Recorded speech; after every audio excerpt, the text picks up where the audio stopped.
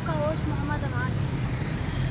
नाज़रीन, आज कोरंग टाउन की तरफ से एक रोड निकल रही है। मैं आपको दिखाता हूँ ये कब और कैसे बनेगी। अभी आप यहाँ पे देखें, ये यहाँ पे मशीन पड़ी हुई है और यहाँ पे आगे कंस्ट्रक्शन चल रही है। अब ये चलते हैं, आपको और भी चीज़ें दिखाते।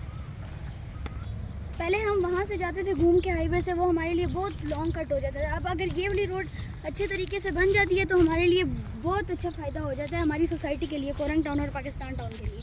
थोड़े से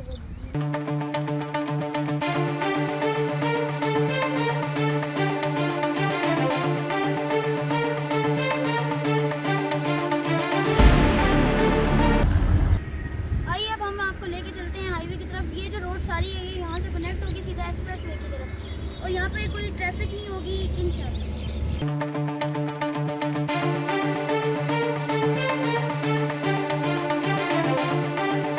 ये आप देखें पीछे, अब हम सीधा 2 मिनट्स के अंदर अंदर हाईवे के अंदर पहुँच गए, सदीक पब्लिक के बिल्कुल सामने।